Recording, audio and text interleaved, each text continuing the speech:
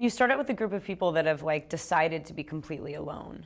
And so their relationship with society, with the world at large, in any way is really extreme, in an extreme sense, cut off. It takes a very interesting type of person to volunteer to go to the bottom of the ocean for a placement of minimum 6 months. You're trapped.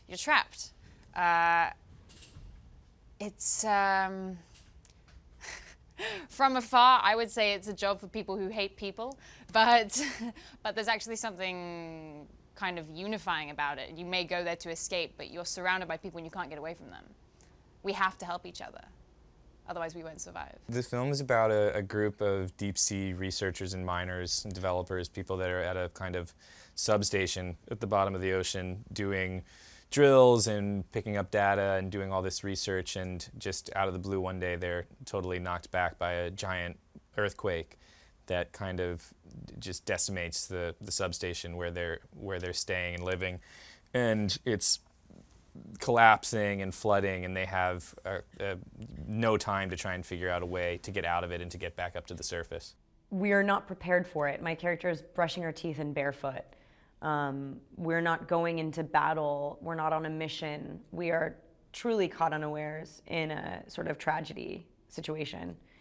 And to see the way that people show their true colors and who they really turn out to be in trauma is interesting. There's a ton of different things hitting our cast during the movie. You know, you begin with a lot of environmental problems, obviously. The station is falling apart, the intense pressure, the darkness, lack of oxygen. There's so many things that could go wrong just a few miles from the surface. It's sort of funny. You're like, all you have to do is go up, but it's so hard to go up. So, you know, most of the problems early on are just environmental problems. But then as things go along, some of those issues start to become questionably, are they environmental problems or is there something else out there? The idea that their bosses, you know, the company that runs all of this, you know, that they're even just their being there have put them in harm's way in the sense that they've accessed sort of inaccessible places, that they've taken things that don't belong to them, that we've mined the bottom of the ocean, that we're digging for oil in a place of such mystery that what comes out is not necessarily just an emergency sort of natural disaster, but actually it's a repercussion. You know, at its core, that's also what the movie's about.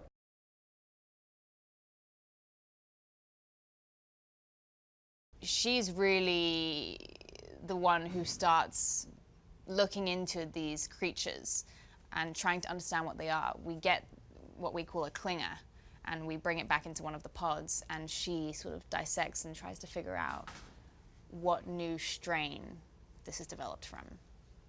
I play somebody who, in the beginning of the film, to herself, seems to have nothing to lose, and therefore feels sort of strong, like she has this tough exterior that is reliable, and so she becomes like a bit of a leader.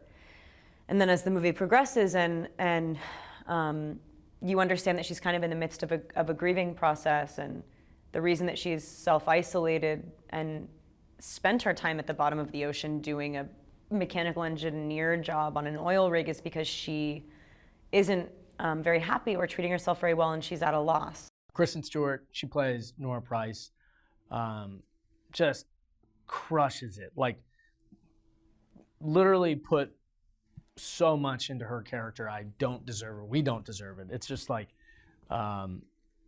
she's so thoughtful about not just like how the character is going to appear or what they're doing, like obviously all those things, but she gets into a place that is like almost mystical in terms of like the thought process that you see is like behind her eyes as she gets into that character.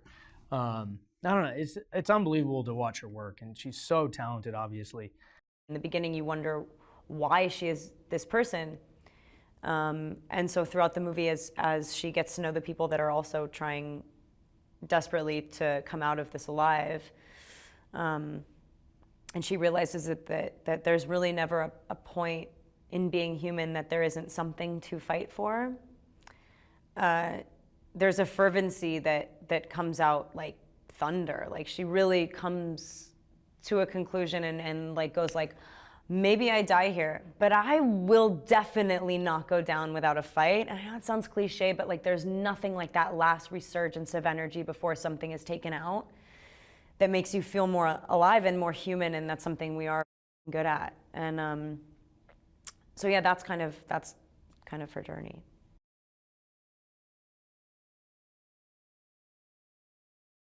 All of it was like a test. And I feel like there's no reason to do a movie unless it scares you. There's no reason to do anything unless there's something propelling you forward. There's a curiosity that's, I'm not curious about stuff I know about. I'm curious about stuff I don't know about. And so this was appropriately, unknowably uncomfortable. When I first got the script for Underwater, I just read straight through it. It was just so interesting seeing this vision and imagining what could possibly be down at the bottom of the ocean, and imagining a world where people are down there, just blue collar workers doing mineral extraction and stuff like that. So looking at that futuristic world was completely enticing to me. But just the fact that we know so little and that we know more about space than we practically do know about what's in our own backyard, I knew I had to get into that and make a story.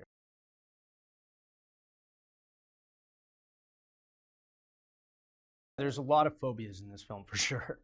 And I think that, for some weird reason, I'm like a weird person where I'll wake up in the middle of the night and feel like I truly understand something, or I truly feel something. I don't know exactly how to, almost like I wake up from a dream and I'll wake up and I'll feel claustrophobic for a second, even though I'm just laying in my own bed. And those unbelievable, intense feelings are what drive me to seek those out filmically. And this movie, you're in these suits at the bottom of the ocean in intense pressure, completely closed off from anything, can't even touch your face. And to me, that claustrophobia and that fear of almost being in a coffin in one of the most intense environments in the world was something, we really wanted to find a way to get that inside the audience's head. The pressure down there combined with the temperature means that only very, very strange things live down there. And most of it's just a wasteland. So I can imagine if my station blew up at the bottom of the ocean and I was in a suit and I had to walk to the other one and I couldn't see it, you can't see anything. That's such a mental challenge as well as a physical challenge, to just walk off into the nothingness. The idea of looking into utter darkness is not dissimilar to closing your eyes. You know what I mean? Like, we don't really know what's there, even though this feels like something tangible, or what's going to happen when we don't open them anymore. You know what I mean? Like, all of that. It's a movie that deals with people very much at possibly the end of their line. You know what I mean? Like, they're really facing death at every turn. So the sort of existential thought process, the weird conversations that might arise, the strange things that occur to you, like, I mean, we should have had a scene about like the best veggie burger that he ever had in Texas. Do you know what I mean? Like something like, it's like the moment you think you're really gonna perish is like when everything visceral about being alive like floods back in. Unlike doing a lot of green screen work, we did a lot of this kind of like black screen work where it's just the set is just kind of plunged into kind of darkness with specific lighting, schemes kind of drawn up. But for the most part, you're just out there on kind of a dark stage. And I actually kind of enjoyed those days because you don't really know what you're looking at and what's happening. And instead of like staring down a big, bright green screen, you're actually just looking out into darkness, which is kind of much more evocative of what I think the film's going to look like. And that's what it would be like if you were down actually, that many fathoms below the sea. It's been a very intense film to make, and I think that will 100% translate onto the screen. I think it's going to feel really claustrophobic and cloying, and there are elements of sensory deprivation to it, because sometimes our lights go out, and sometimes the space is getting smaller and smaller and smaller, and we can't see anymore. And there's a great fear of the unknown, what's outside of the pod, what's outside of the station. We did a lot of tricks like shooting inside the helmets, where you would just hear the breathing and the intensity and be right on Nora's face, just right there with her as these crazy things are happening just inches from her face, at this in this incredible environment. We, did a lot of stuff. We were shooting on these really dark stages that just had absolutely no light. So right away, it just felt, you can be in the biggest space in the world, but you're in a weird way, you're just completely enclosed in blackness. So it doesn't matter how vast the ocean is. When you're down there in the dark, there's nothing. It's just you. So you might as well be in a coffin. We were always trying to find ways that we could push that harder and harder.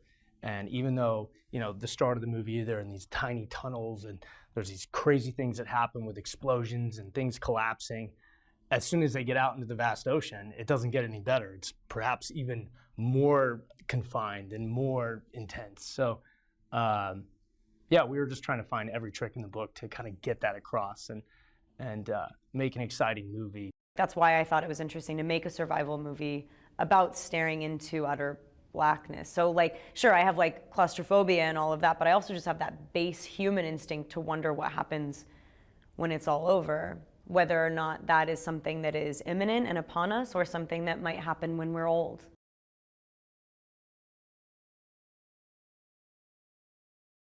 When she gets slammed onto the godlight and you encounter an actual monster for the first time, there are things existing in nature that look monstrous. There are things that aren't surprising, but are genuinely terrifying and horrific. The creatures evolved quite a bit while we were filming. You sort of, because they're, we have people mimicking them on set, but then as you get deeper and deeper into the movie in post and the digital part starts to work itself out, you just see the parts that you love about it, and it's almost like, it's like directing an actor, but very slowly over a long period of time. You're like, oh, that's what I love about what we're doing here, so let's do that more. Or his eyes look so creepy, let's make them a little bigger. And his hands look so messed up, let's focus on that. I think that there's such a sort of striking, surprising thing about having something look like the things of our nightmares come out of the ocean, that it's the first taste of really what we've tapped into. Our punishment is really shoved in our faces in that moment in a really severe way.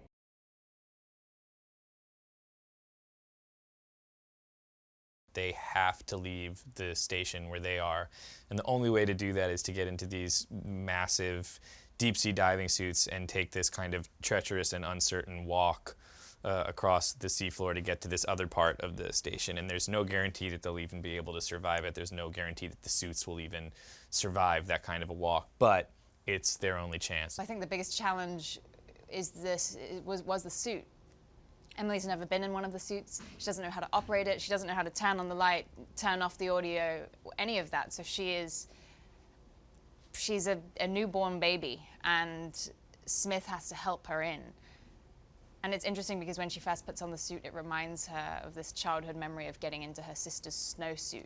And she kind of grasps a hold of that idea to take her forward. underwater is a movie at the bottom of the ocean, but we're not really at the bottom of the ocean. So we're using a ton of technologies to get there.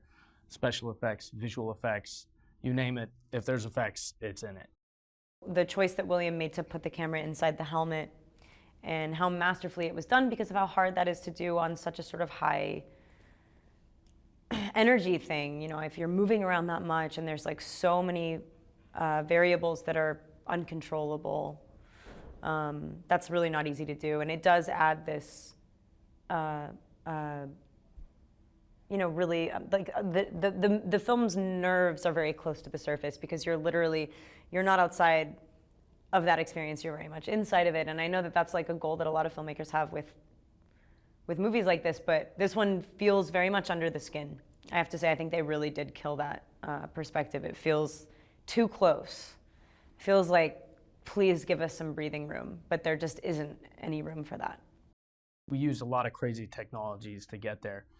But in a way, what was so cool was with our Dry for Wet, we were able to shoot in the dark and use volumetric sort of scanning, if you will, to achieve this look, which is a process of putting a tiny bit of atmosphere around the actors and letting their flashlights, you know, move through these tiny, tiny bits of particles that we're actually putting in the room. And then later we measure that and we know about the density to which the water should be moving around them through their movements and the way their flashlights are moving through the scene.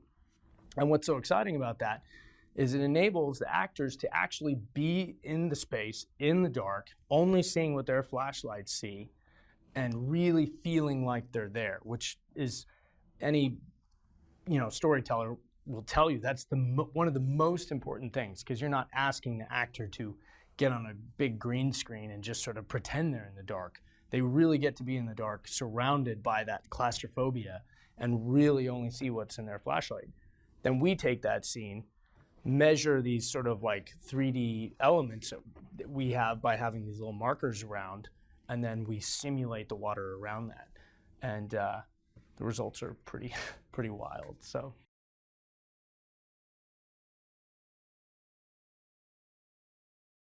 A lot of stuff that we did was super practical. It was fun. It was like not hard to do the movie in terms of trying to fantasize and play pretend. It was hard to do the movie because it was scary and it was like genuine. They made a lot of these things happen. We blew a lot of stuff up.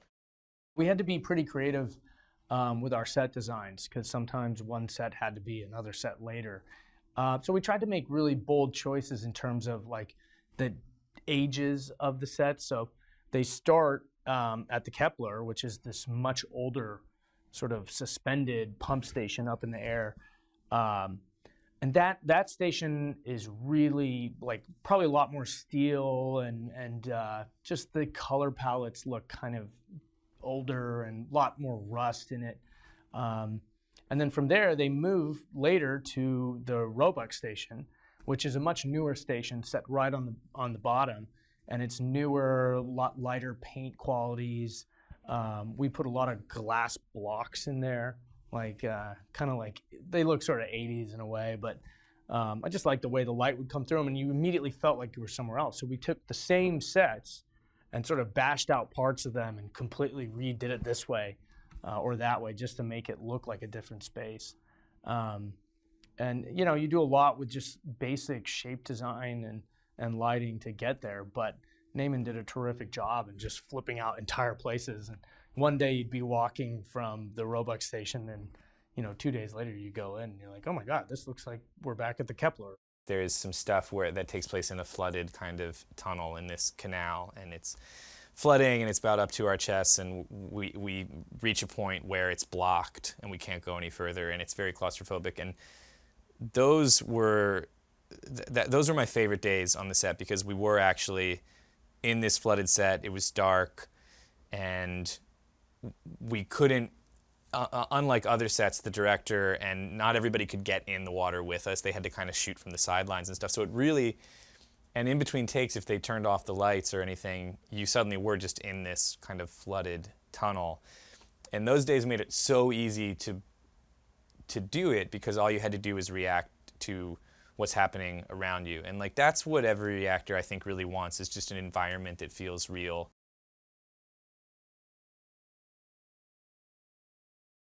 Anytime I catch a frame of the movie, like anytime I see a playback on a monitor, like it's wild. Like it really is like a ride, like a wild ride, but one that's like, it has really sharp corners, so there is like a ton of danger, and like kind of every frame just visually is really striking and really alive. I think it's just kind of like, I think that it, from the minute it starts, it's just kind of like, you know, buckle yourself in and take off. Honestly, I'm excited for audiences to see a film set underwater.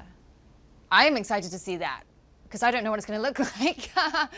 What I've seen looks amazing, but I can't wait to see it with the zhuzh of CG to really sell it. With Underwater, we got to create this incredible visual world, you know, going to the bottom of the ocean. And we really wanted people to feel like they wanted, you know, even though it's a scary movie and there's a lot of places you might want to close your eyes, I wanted people to want to watch just because it's such an interesting place. So getting to envision that was a lot of fun. And our cinematographer, Boyan Bazeli, is a true master of his craft, who just literally, you know, we shot 65 millimeters, so really big.